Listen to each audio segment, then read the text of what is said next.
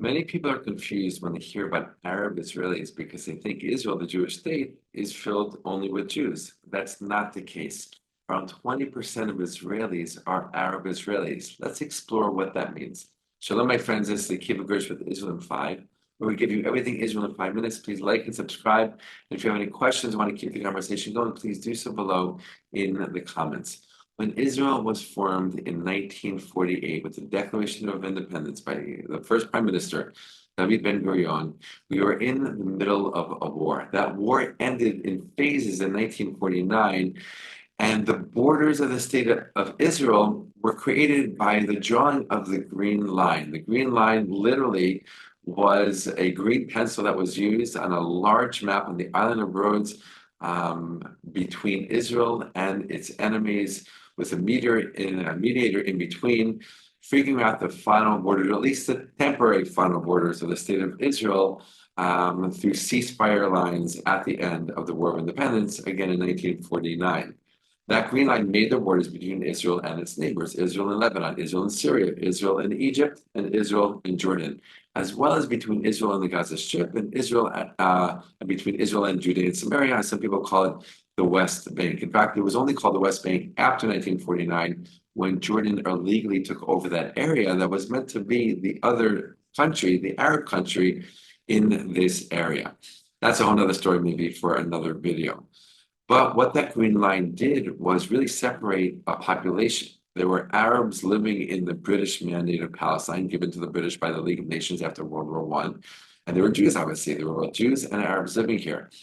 And the Arabs lived in villages. They had their different family and tribal affiliations. But on one level, you can say there were one kind of group of people living in this one specific singular land. But they got split into two completely different realities as a result of the drawing of this green line. Because of where the fighting stopped, where that ceasefire line was drawn, that determined the future reality of the Arabs living in the towns or villages in those areas. Any Arab living on the other side, so to speak, on the eastern side of the Green Line in the area of Judea and Samaria, which Jordan eventually called the West Bank, became part of Jordanian Authority, eventually known as the Palestinians. Any Arab living in a village or town on the western side of the Green Line, they became Israeli citizens. They became known as Arab Israelis or Israeli Arabs. And they fully eventually became full citizens of the state of Israel with full rights, both in terms of healthcare, education, municipal affairs, and the like. And they have regular Israeli citizenship with passports and what we call a Teudat Zehut, their identification card.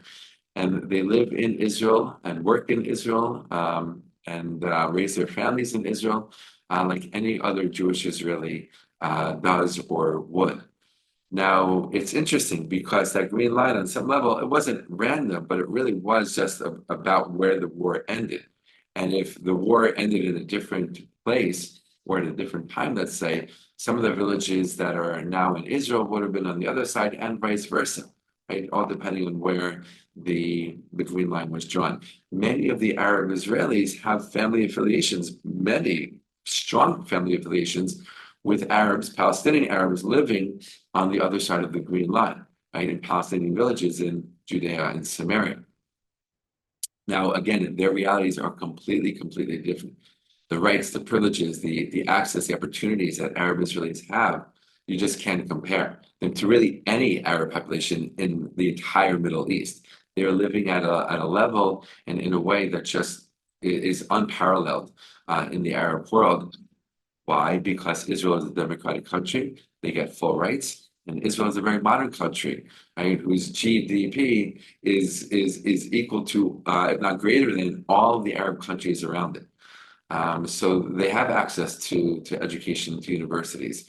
And many of them take full advantage of it. Many of them are in Israeli universities, studying all kinds of fields. You go into any store, pharmacy, hospital, business, you will find Jewish Israelis working there, and you'll find Arab Israelis working there. When people talk about apartheid and this illegal and unfair separation between Jews and Arabs in Israel, it's complete nonsense. It's complete falsehood. All you have to do is walk into your local store, you'll see exactly that. But with Jewish Israelis and Arab Israelis shopping in the same place and working in the same place, studying in the same universities and the like. There is one kind of exception, which I think is important to bring up in this conversation of Arab Israelis. This is not all of them. You can never just stereotype or generalize any population of people. And as I said, many of the Arab Israelis take full advantage of the rights and privileges and opportunities that they uniquely have in the Middle East, by really making good lives for themselves. Unfortunately, there are those that have followed the path of terrorism. And while Israel is fighting terrorism and terrorist organizations on all fronts, in Gaza, in Lebanon, from Iran, of course, from Iraq, from Syria, okay, and from the Arab Judea and Samaria as well, right, with ongoing terror attacks, there is also another front that many people don't know about and they don't talk about. That's inside the land of Israel. There are Arab Israelis who have chosen the path of violence and of terrorism, and have affiliations with terrorist organizations like Hamas, and have carried out or have tried to carry out terrorist activities, terrorist attacks inside Israel, using their privileges, their access, and their opportunities to do so, unfortunately, very easily.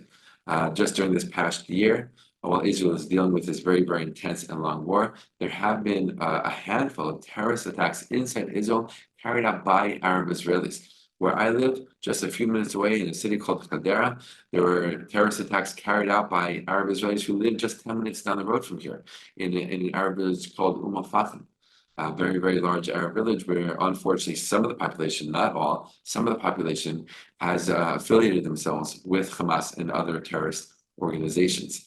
And so this is another part of the reality in Israel, and specifically with the Arab Israeli population. Again, it's so important for me to stress, most Arab Israelis are not doing this. They are not affiliating themselves with terrorist organizations or terrorist activities. But some are because they see their identity. They don't look at themselves as Israelis. They look at themselves as Palestinians with Israeli citizenship, Palestinians living inside of Israel, and their hope, just like the hope of Hezbollah and Hamas and Iran, is that one day Israel will topple and they will make all of this into a Palestinian state, that they will never come, right? But that is their hope, and that is what they're working for. And Israel has its eyes on them, is constantly searching for terrorists within the country, arresting them, putting them into jail, and confiscating all kinds of weapons. So it's another front in Israel, and it's another sector, it's another part of the demographics here in Israel. Again, most Arab Israelis, peaceful people living inside of Israel, taking advantage of and even appreciating the fact that they live in the one democratic or true democratic country in this region, and appreciating and enjoying the lifestyle that comes with it. All the best, and be well.